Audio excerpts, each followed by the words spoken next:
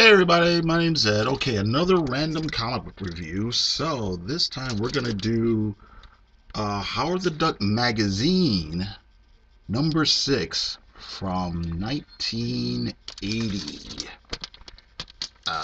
So this has two stories in it and some text pieces in it, I think. Um, let's see here. Marvel magazine. Back to the egg. 125, and there's a backup feature called Street People.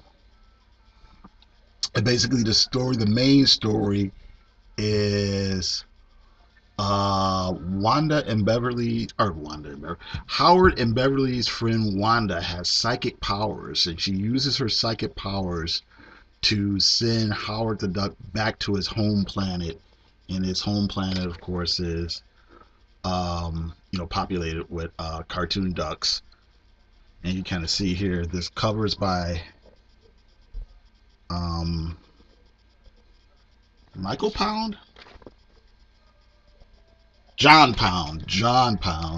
You can see this character here that has a little yeah, sailor suit on, and that's an obvious gag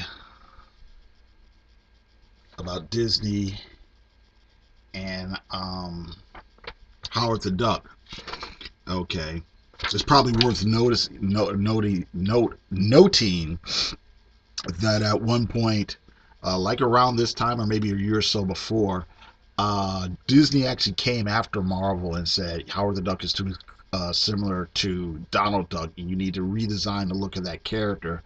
What ended up happening is Marvel pretty much just put long pants on Howard the Duck, but from my understanding, there are a lot of other like design ideas that were like kicked around before.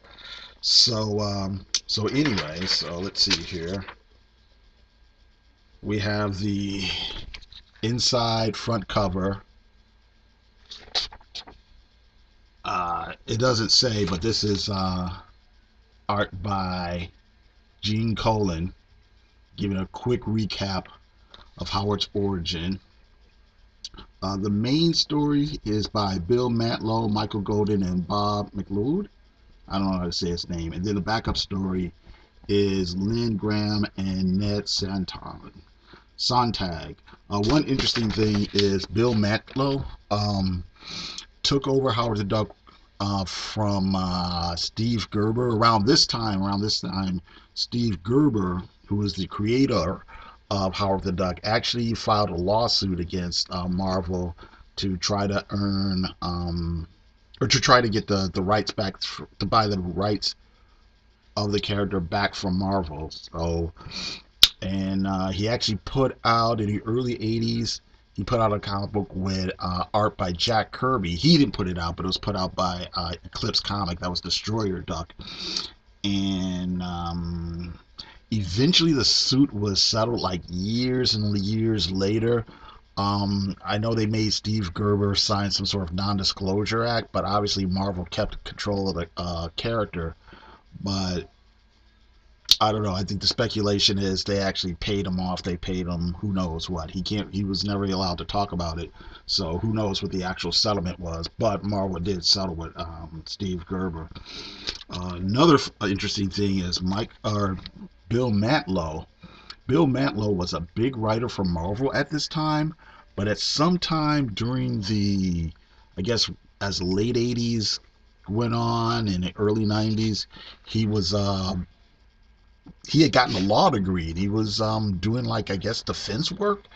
And I guess what happened is he was in a traffic accident, or no, he was rollerblading, if I remember the story right, and he got hit by a car, and it left him. He got he had brain damage, and he was unable to care for himself. And I think his family was taking care of him for a while, but I think eventually he had to be institutionalized. He was in, I guess, a nursing home or something like that. But that's actually really sad. But anyway, on to the comics. Okay, so they did this black and white version of Howard the Duck, And so they didn't have to deal with a lot of the restrictions of the comics code. So they still got to do the satire, and they got to do a little more quote unquote edgy stuff in this version of Howard the Duck. This is some really nice art, I think. This is just some awesome pencils, awesome inking. I really like the kind of mid-tones and gray effects and stuff like that that they got going on here. So here's Howard and Beverly, the lady with the short hair. That's their friend Wanda. This is also Wanda's also the person who, if you've ever read Howard the Duck, the regular Howard the Duck comic from 77 or whatever, issue 13 or whatever, or issue 12 and 13, she made Kiss appear. And so the official first appearance of Kiss was in Howard the Duck comics. And story wise, ooh, excuse me, this is the woman that made it happen. Anyway, so here they are. She's doing her thing. Here they go flying through the cosmos. Chapter 1, Duck World. Another interesting thing is Steve Gerbers has said in the past that he really didn't like the idea of Duck World. In his imagination, Howard the Duck's world was a world populated with all sorts of different funny animals, not just ducks. And so it was more closely, well, I won't say more closely to that kind of Disney-esque world. I mean, you saw that in lots of cartoons and comic strips and kids things and stuff like that, but he didn't like the idea if it was just ducks and ducks only. So here they go, going around town. Howard's trying to buy some cigars. He can't, though, because he's got Earth money. So they let him out. Now they're starting to attract attention because the people of Duck World aren't used to seeing a human. But now some people are starting to recognize them. And he tells them who this name is. So it's Howard and Beverly. And then all the people are all excited. And they kind of mob Howard and Bev. And somehow, for some reason, they get their clothes ripped off. Okay. So they're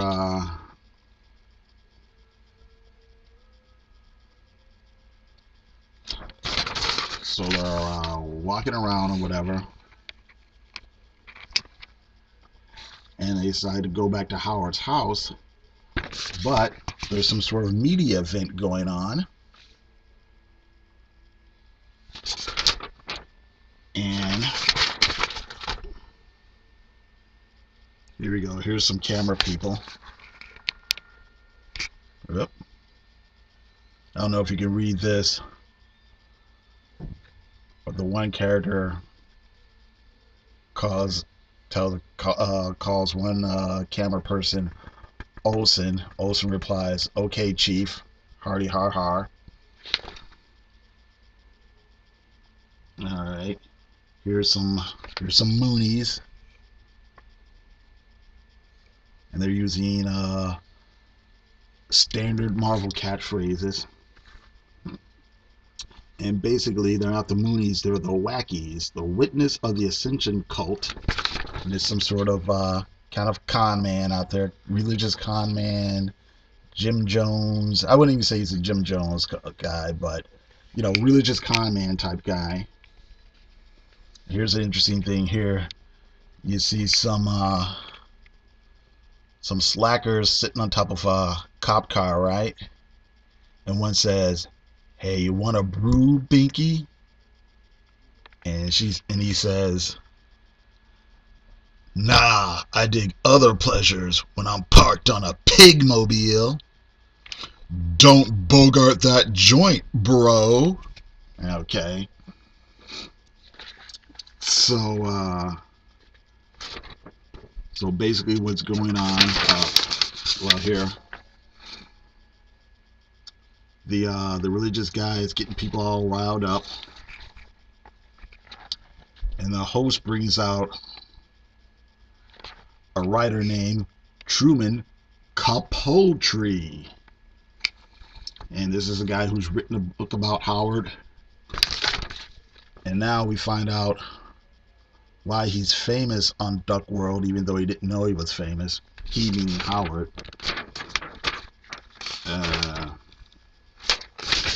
Okay, so once again, here's the origin of Howard the Duck. He was a smart kid, but he's a little bit too smart, so he's bored. He never fits in. He goes from place to place, job to job. Okay. Alright, so here's where we get to the thing. Basically, there was some protest going on in Duck World. Howard just happens to be there. And here's a politician doing his thing. People are protesting the politician. The politician is clearly modeled after Richard Nixon. Okay. So, alright. There's Howard.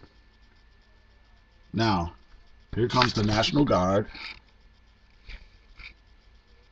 There's a commotion.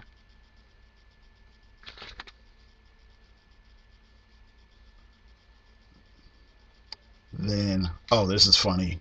If you kids excuse me, I don't want to be here when the grit hits the fan. When the grit hits the fan. It's just a funny thing of Marvel trying to be a little bit edgy, but they don't want to be too edgy. Grit hitting the fan. Okay, so anyway, the National Guard starts firing on the protesters, and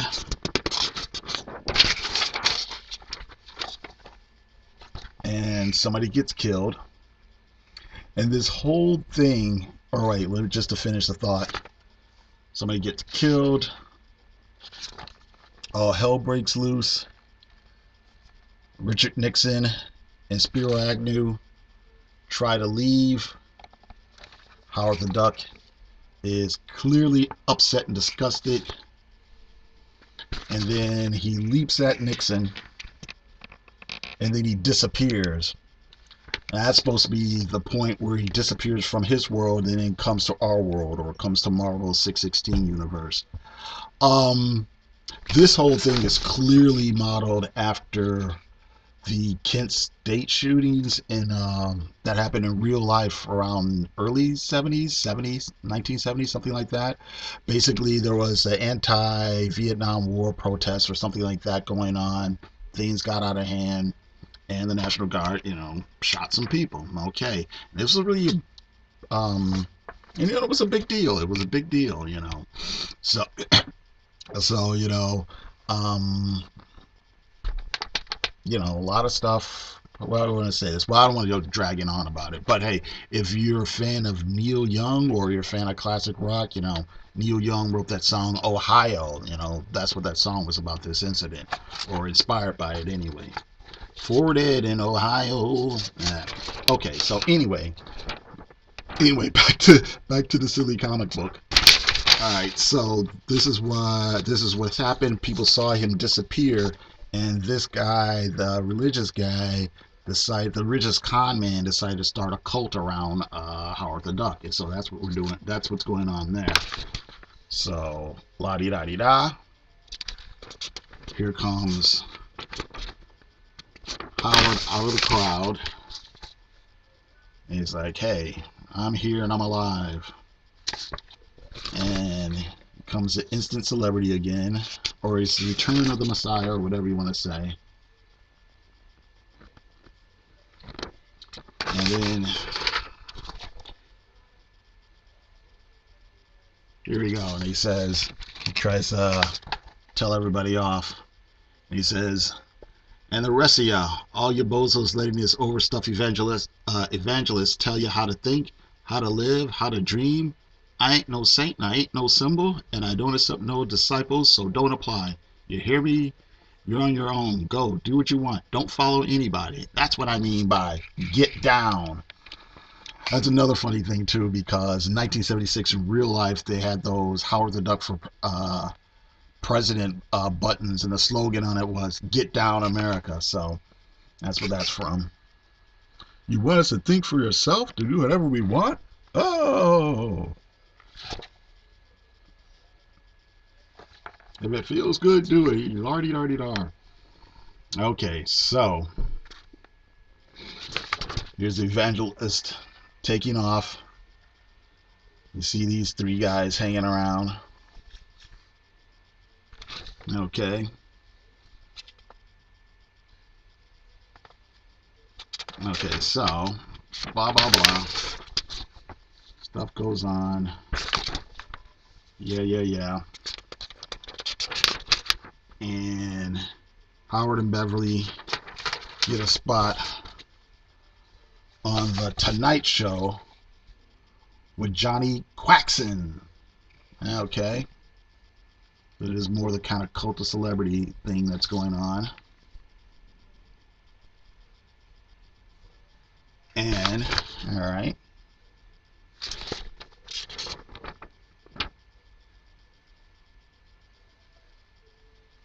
Okay. Now while they're there, Johnny brings out another guest who's kind of a crackpot scientist. And he says, I have a clever mechanical construct, but the truth cannot be hidden from my surrogate sniffer, and I'll reveal this hairless ape for what she really is. So basically, he thinks that Beverly is a robot and he's going to prove it with his machine. And his machine does is rip off her clothes. Okay, alrighty. Fine. Anyway, there's upheaval. Upheaval in the studio. Chaos reigns. And Howard and half-naked Beverly run out to the streets. And here in an alley, oh, and they escape with Truman Capote. They find Dr. Strange, or Doctor Strange, who is a wino. Okay. And they think maybe Doctor Strange can help them get back to Cleveland on the 616 universe. But before that happens, the con man, the religious con man, shows up with his hinch guys. And who else but Scrooge McDuck. Alright. Then Scrooge McDuck tells his backstory. And they're going to teach Howard and Beverly a lesson for ruining a money-making scam. Okay, so gunfire, fights. Howard defends himself with trash cans and broken bottles. Okay. He saves half-naked Beverly.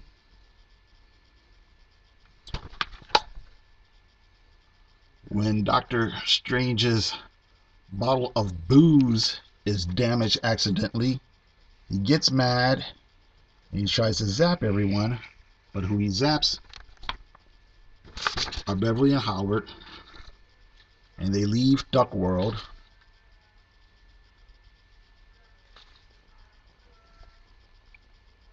Okay.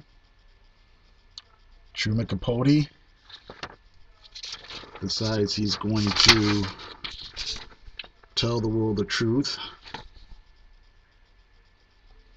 And like I said, Howard and Beverly end up back on Earth. But who's back here? Man Thing. Okay. Alright, so let's see here.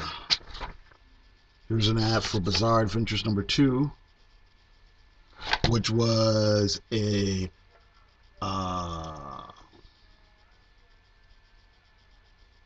okay. This is what happened. Marvel used to have a magazine-sized anthology magazine called Marvel Preview, and it was a different story or different character or collections of stories, whatever, every issue. And they did one issue that was a fill-in issue where they took several stories from science fiction magazines, and here and there they put a couple of Dominic's Fortune stories, a couple of science fiction stories, and things like that, and as a fill-in issue. But I guess it sold well, so now they're doing Bizarre Adventures 2,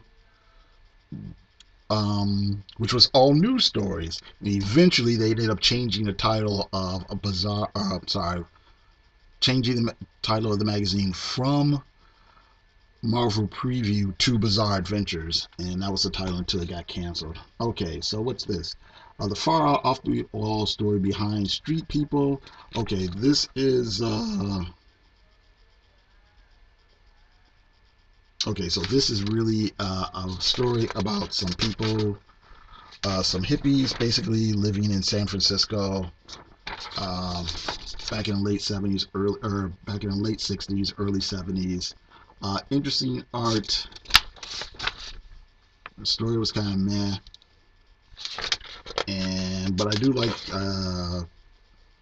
it's very much that kind of old school underground art, underground cartoonist style art. So, oh man, I'm not sure if this is showing up well on camera here.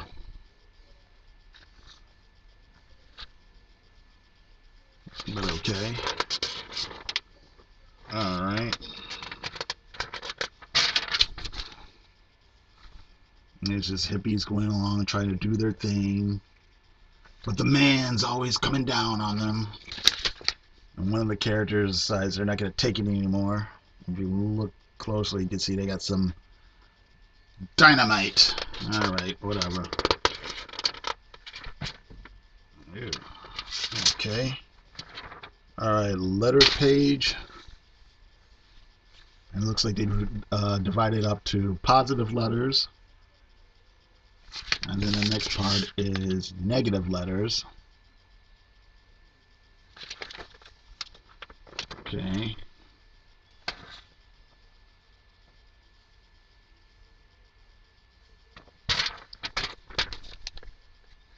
And here's this.